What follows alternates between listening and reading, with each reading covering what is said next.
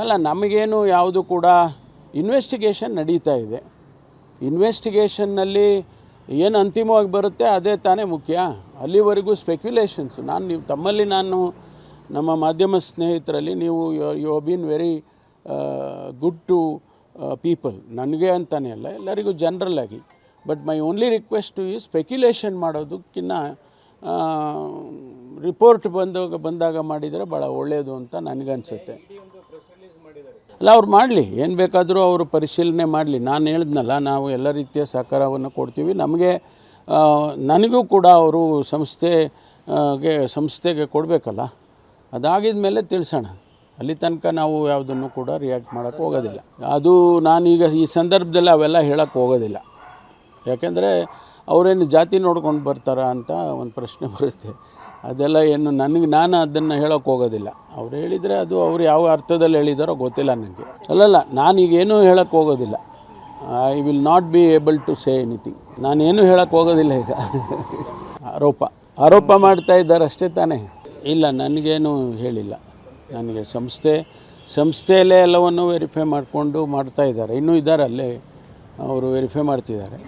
ಅಲ್ಲ ರೀ, ನಾವು ಒಂದು ಸಂಸ್ಥೆ, ಬೆಳೀತಕ್ಕಂಥ ಸಂಸ್ಥೆ. ಇದೇನು ನಮಗೇನು 68 ವರ್ಷ ಆಗಿದೆ ಸಂಸ್ಥೆ ಪ್ರಾರಂಭ ಮಾಡಿ. ನಾವು ಪ್ರೋಗ್ರೆಸ್ ಆಗಬೇಕಲ್ಲ. ನಾವು ಇಂಜಿನಿಯರಿಂಗ್ ಕಾಲೇಜ್ ಮಾಡಿದೋ, ಮೆಡಿಕಲ್ ಕಾಲೇಜ್ ಮಾಡಿದೋ, 2 ಮೆಡಿಕಲ್ ಕಾಲೇಜ್ ಮಾಡಿದೋ. ಇತ್ತೀಚೆಗೆ ಮತ್ತೊಂದು ಇಂಜಿನಿಯರಿಂಗ್ ಕಾಲೇಜು, ಅದು ಅವರು ಪರಿಚಯದವರೇ, ನಮ್ಮ ಶಾಸಕರಾಗಿದ್ದಂಥವರು ಶಫಿ ಅಹಮದ್ ಸಾಹೇಬರು, ಅವರು ಮುಚ್ಚುವ ಸ್ಥಿತಿಗೆ ಬಂದಿತ್ತು. ಅದನ್ನು ನನ್ನ ಹತ್ರ ಬಂದವರು ಕೇಳಿಕೊಂಡ್ರು, ನಮಗೆ ಮುಚ್ತಾ ಇದ್ದೀವಿ, ದಯವಿಟ್ಟು ನೀವಾದರೂ ತೊಗೊಳ್ಳಿ, ನಡೆಸಿ. ಆಯ್ತಪ್ಪ, ನಮಗೆ ಸಾಧಕ ಬಾಧಕ ನೋಡ್ಕೊಂಡು ಮಾಡ್ತೀವಿ ಅಂತೇಳಿ ನಾವು ತೊಗೊಂಡ್ವಿ, ಟೇಕನ್ ಓವರ್ ಮಾಡಿದ್ದೀವಿ. And everything is in black and white. ಇದರಲ್ಲೇನು ಹಿಂದೆ ಮುಂದೆ ಇಲ್ಲ. ಮತ್ತು ಆ ಸಂಸ್ಥೆಯನ್ನು ಈಗ ಪುನಶ್ಚೇತನ ಮಾಡ್ತಾಯಿದ್ದೀವಿ. ನಮ್ಮ ಸಿದ್ಧಾರ್ಥ ಸಂಸ್ಥೆಯಲ್ಲಿ 40,000 ಇಂಜಿನಿಯರ್ಸ್ ಆಚೆ ಬಂದಿದ್ದಾರೆ ಕಳೆದ 35 ವರ್ಷದಲ್ಲಿ, ಮತ್ತು 10,000 ಡಾಕ್ಟರ್ಸ್ ಆಚೆ ಬಂದಿದ್ದಾರೆ. ನಮ್ಮದೇನೋ ಒಂದು ಅಳಿಲಸೆ, ನಮ್ಮ ತಂದೆಯವರು ಮಾಡಿದ್ದು ಈ ಸಂಸ್ಥೆ. ನಮ್ಮ ಮಲ್ಲಿಕಾರ್ಜುನ್ ಖರ್ಗೆ ಅವರು ಕೂಡ ಅಧ್ಯಕ್ಷರಾಗಿದ್ದರು, ಮಲ್ಲಿಕಾರ್ಜುನ್ ಸ್ವಾಮಿಯವರು ಅಧ್ಯಕ್ಷರಾಗಿದ್ದರು. ಹಾಗಾಗಿ ನಮಗೆ ಆ ಸಂಸ್ಥೆಯನ್ನು ಬೆಳಿಬೇಕು ಅಂತಕ್ಕಂಥದ್ದು, ಬೆಳೆಸಬೇಕು ಅಂತ.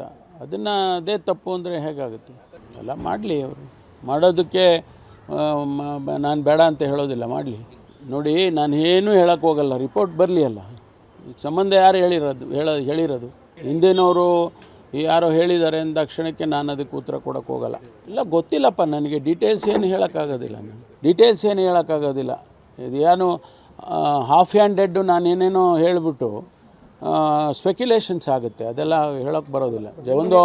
ಒಬ್ಬ ಜವಾಬ್ದಾರಿಯುತ ಮನುಷ್ಯನಾಗಿ ನಾನು ಅವೆಲ್ಲ ಹೇಳೋಕ್ಕೆ ಹೋಗೋದಿಲ್ಲ.